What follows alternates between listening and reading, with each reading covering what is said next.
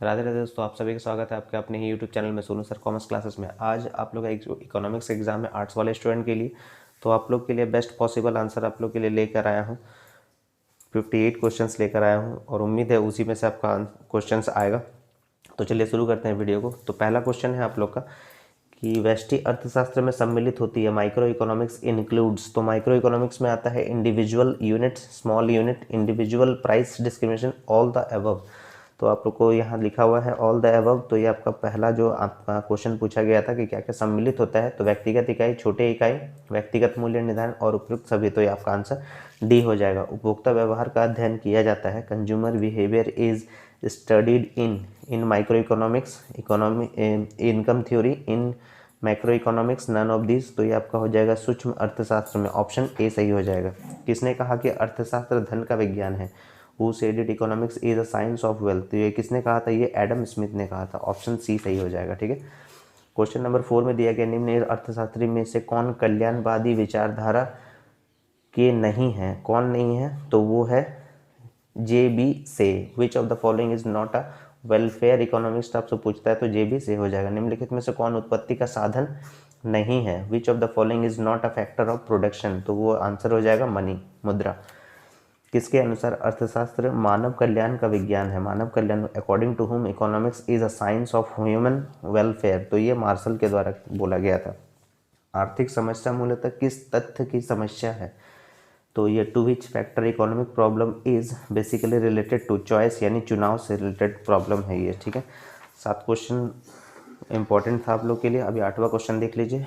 कुल उपयोगिता अधिकतम होती है जब सीमांत उपयोगिता का मान यहाँ पर डैश होता है। Total utility is maximum when the value of marginal utility is क्या हो जाएगा? 0 हो जाएगा, ऑप्शन ए। सामान्यतः एक उदासीनता वक्र होता है, generally an indifference curve is convex to the origin, यानी वो उत्तल की ओर, अपने मूल बिंदु की ओर रहता है। ठीक है, ऑप्शन सी सही हो जाएगा। सामान्यतः एक मांग वक्र की ढाल होती है, generally the slope of a demand curve is क्या होता है? नेगेटिव होता है। क्वेश्चन नंबर 10 के लिए। ठीक है। क्वेश्चन नंबर 11 में दिया गया निम्न में से किस वक्र का आकार उल्टा यू का होता है? Which of the following curve is inverted U shape. तो ये हो जाएगा आपका एवरेज प्रोडक्ट। ठीक है। क्वेश्चन नंबर 12 दिया गया जब सीमांत लागत औसत लागत से कम होती है तब औसत लागत क्या होता है? तो औसत लागत भी कम होता है। ठीक है। When marginal cost is less than average cost, then the average cost is क्या होता है? वो डिमिनिशेस, यानी वो भी घटता है। एक पूर्ण प्रतियोगिता फर्म के संतुलन के लिए निम्न में से कौन सा विकल्प सही है? Which of the following option is correct for equilibrium of a firm in perfect competition. तो M R equals to M C होता है। अब एम आर माइनस भी कर सकते हैं, एम सी इक्वल्स टू 0 हो जाएगा, ये भी ऑप्शन सही हो जाएगा। और M R by M C equals to 1 होता है ये भी, तो ये ऑल ऑफ द एबव हो जाएगा क्वेश्चन नंबर 13 के लिए। ठीक है ना। क्वेश्चन नंबर 14 में दिया गया कि सीमांत उपयोगिता ह्रास नियम के प्रतिपादक कौन है? The propounder of a law of diminishing marginal utility is Gossen. याद रखिएगा, सीमांत उपयोगिता कैसे निकालते हैं? How we calculate marginal utility? तो total utility divided by quantity से आप कैलकुलेट कर सकते हैं, ऑप्शन ए सही हो जाएगा। उसके बाद आपको लिखा गया है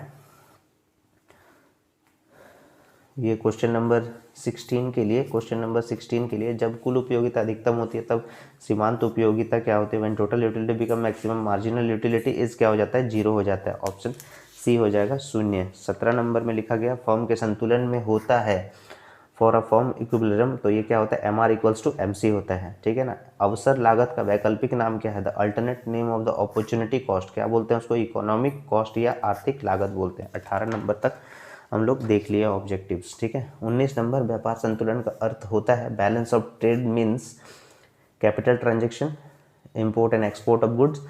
तो ये आपका जो आंसर हो जाएगा import and export of goods, यानी वस्तुओं के आयात और निर्यात से होता है, ऑप्शन बी सही हो जाएगा। प्रत्यक्ष कर यानी डायरेक्ट टैक्स क्या होता है? डायरेक्ट टैक्स जो होता है वो इनकम टैक्स यानी आयकर और गिफ्ट टैक्स यानी उपहार कर भी होता है। तो बोथ हो जाएगा ए एंड बी। भारत में 1 रुपया का नोट कौन जारी करता है?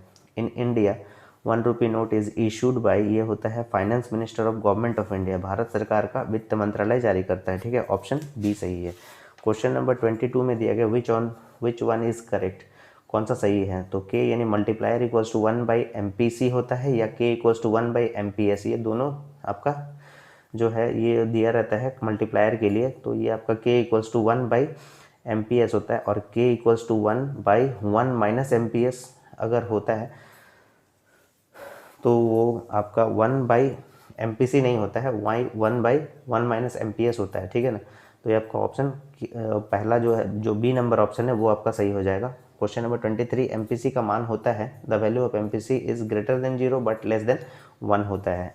If MPC equals to 0.5 then the multiplier K will be, K का वैल्यू हो जाएगा 1/1 माइनस MPC हो जाता है, ठीक है। MPC होता है, यहाँ पर MPS लिखा था तो इसीलिए ये गलत हो गया था, ठीक है। तो यह क्या हो जाएगा 1/1 माइनस 0.5, तो इसको सॉल्व कीजिएगा तो 2 आ जाएगा आपका, ठीक है ना। तो 1/1 माइनस MPC होता है। रोजगार गुणक सिद्धांत का जन्मदाता कौन है? The theory of employment multiplier is Kahn, option B हो जाएगा। If MPC plus MPS equals to क्या होता है, ये 1 होता है, याद रखिएगा 26 का।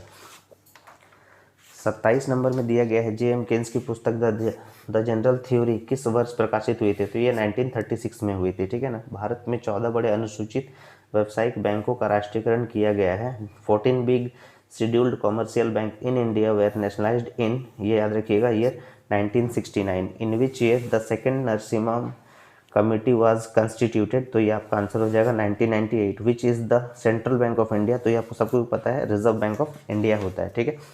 क्वेश्चन नंबर 31 में दिया गया है कि Reserve Bank of India was established in, तब क्या हुआ था, ये 1935, याद रखिएगा। The market price of all final goods of services produced in the domestic territory of a country in a year known as, क्या बोलते हैं उसको, GDP बोलते हैं। Money is what money does, who said it, तो मुद्रा वो है जो मुद्रा कार्य करी है, कथन किसका है, हार्टले विदर्स का है। बहुत इंपॉर्टेंट सवाल है। क्रेडिट मल्टीप्लायर इज साफ गुणक होता है 1/CRR, ऑप्शन ए सही हो जाएगा।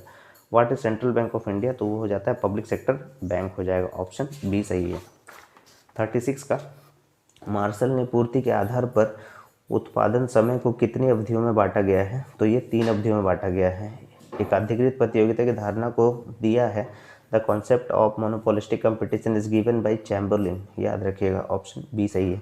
पूर्ति निम्नलिखित में से किससे जुड़ी होती है, तो ये अ टाइम पीरियड और प्राइस, यानी बोथ ए एंड बी है, ऑप्शन सी सही हो जाएगा। पूर्ति अपने लिए मांग स्वयं ही उत्पन्न कर लेती है, यह कथन किसका है, ये supply creates its own demand, who said it, तो ये हो जाएगा JB से हो जाएगा 39, ठीक है। 40 का, elasticity of supply equals to 0 अगर है, means that elasticity of supply is perfectly inelastic supply, ठीक है, ऑप्शन बी सही हो जाएगा। किसके अनुसार अर्थशास्त्र मानव कल्याण का विज्ञान है? According to whom economics is a science of human welfare, तो ये मार्शल के द्वारा बताया गया। जनता का बैंक कौन सा है? What is the public bank? Commercial bank हो जाता है, ठीक है।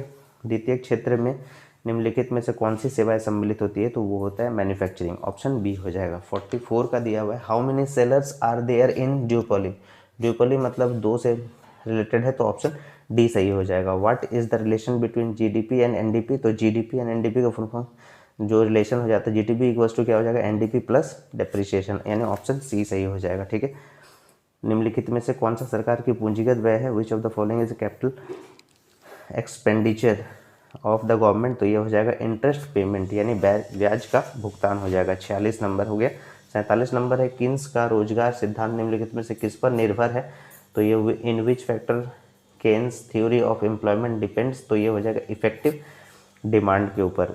APC plus APS equals to क्या होता है, 1 होता है, ऑप्शन 1 सही हो जाएगा। MPC प्लस MPS का फुल क्या हो जाता है, इक्वल्स टू 1 हो जाता है। MPS 0.5 है, देन द मल्टीप्लायर K, तो मल्टीप्लायर K, तो यहाँ पर आपको फॉर्मूला यूज़ करना होगा। K इक्वल्स टू क्या होता है, 1/MPS होता है, ठीक है। तो 1/0.5 होता है, पॉइंट हटा दीजिए यहाँ पर 10, तो यह आपका आंसर 2 हो जाएगा, ठीक है। 50 नंबर तक देख लिए हम लोग।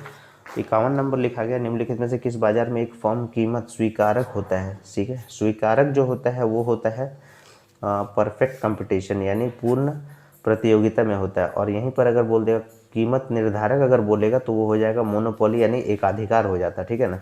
तो फिलहाल जो है आपको पूछा था यहाँ पर कि कीमत स्वीकारक अगर पूछा गया तो ऑप्शन सी सही हो जाएगा, ठीक है ना। किसी वर्ष GDP की गणना में से निम्नलिखित में से किस मद के मूल्य को शामिल नहीं किया जाएगा?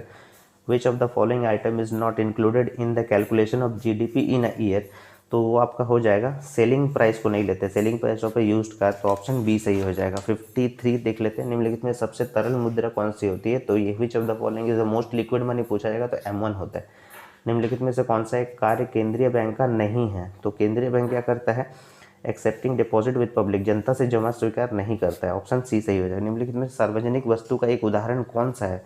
तो वो सार्वजनिक वस्तु क्या हो जाएगा? रोड हो जाएगा। यानी जो एग्जाम्पल ऑफ पब्लिक गुड्स पूछा था तो इसलिए रोड हो जाएगा। 55 के बाद 56 दिया गया, भारत में जीएसटी कब लागू हुआ था?